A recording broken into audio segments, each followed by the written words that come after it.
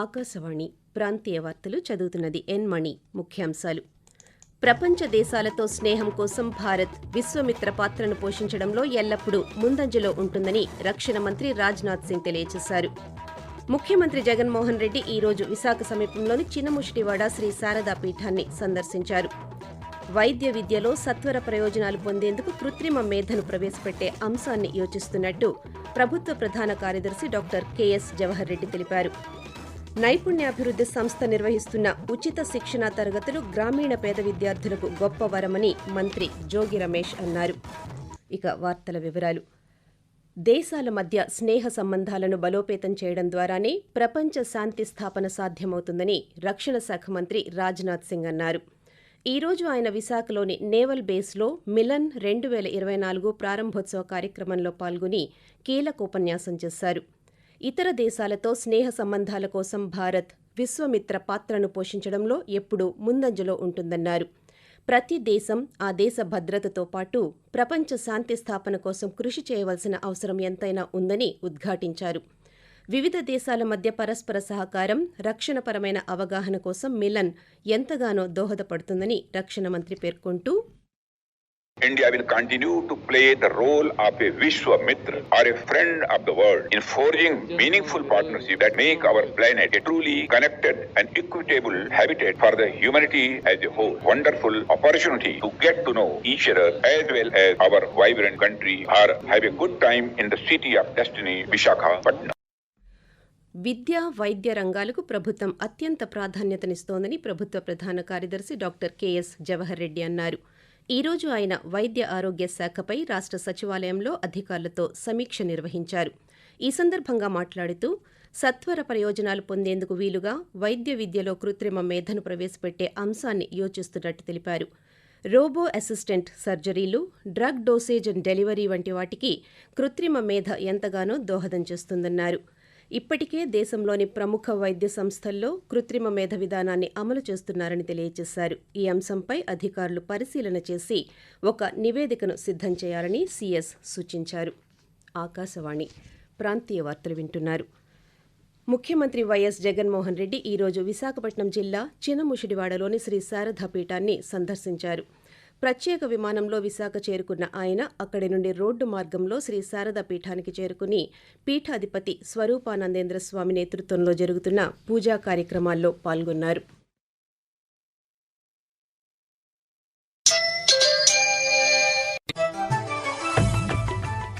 ప్రజలందరి మనసులోని మాట మన్ కీ బాత్. ప్రతి ఒక్కరి సంతోషం అందరిది. ప్రతి ఒక్కరి పోరాట కథలు అందరి కోసం. ప్రతి ఒక్కరి ఆశయం నెరవేరడం కోసం. ప్రతి ఒక్కరి వారసత్వం యొక్క ఆశలు చిగురించడం కోసం. మన నూతన భారతావనిలో ప్రతి నెల చివరి ఆదివారం మన్ కీ బాత్ మనసులోని మాట కార్యక్రమం కోసం వేచి చూద్దాం. మలయాంచల ఎత్తుల నుండి వింధ్యాచల గుమ్మం వరకు, బ్రహ్మపుత్ర ఘాట్ల నుండి హిమాలయాల విస్తరణ వరకు మన ప్రధానమంత్రితో జరుగుతున్న మన్ కీ బాత్ మనసులోని మాట కార్యక్రమంలో తెలుసుకుందాం. ఈ నెల 25వ తేదీ ఉదయం 11 గంటలకి ఆకాశవాణి మరియు దూరదర్శన్ అన్ని ఛానల్స్ లోనూ ప్రసారం.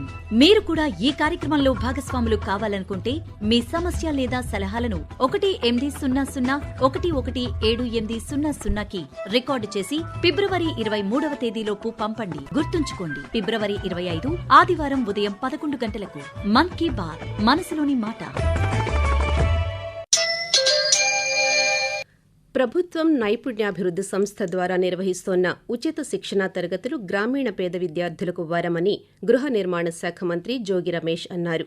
స్కిల్ డెవలప్మెంట్ సంస్థ ద్వారా ఇప్పటివరకు శిక్షణ పొందిన పూర్వ విద్యార్థుల ఆత్మీయ కలయికలో మంత్రి పాల్గొన్నారు.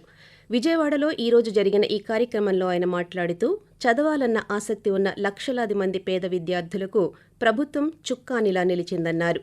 శిక్షణ పొందిన విద్యార్థులకు గొప్ప సంస్థల్లో ఉపాధి అవకాశాలు లభించడం హర్షణీయమని మంత్రి వ్యాఖ్యానించారు.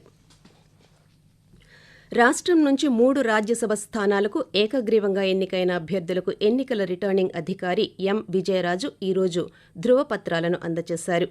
3 రాజ్యసభ స్థానాలకు వైసీపీ తరపున పోటీలో ఉన్న 3 అభ్యర్థులు వైవి సుబ్బారెడ్డి, గొల్ల బాబురావు, మేడా రఘునాథరెడ్డిల ఎన్నిక ఏకగ్రీవం కావడంతో వారు రాజ్యసభ సభ్యులుగా ఎన్నికైనట్టు రిటర్నింగ్ అధికారి ధృవీకరించి పత్రాలను అందజేశారు.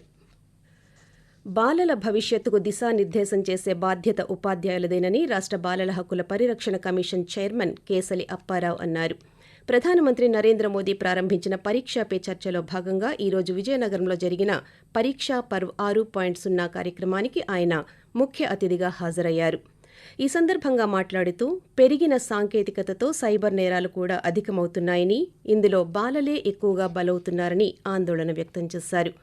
యుక్త వయసు పిల్లలపై తల్లిదండ్రులతో పాటు ఉపాధ్యాయుల నిరంతర పర్యవేక్షణ ఉండాలని సూచించారు. అంతర్జాతీయ మాతృభాషా దినోత్సవ వేడుకలు విజయవాడలో ఈరోజు ఘనంగా జరిగాయి.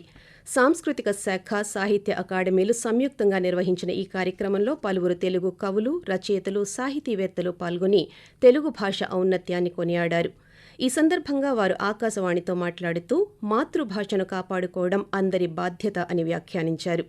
ఇతర భాషల మోజులో పడి మాతృభాషను నిర్లక్ష్యం చేయడం తగదని తెలియజేశారు.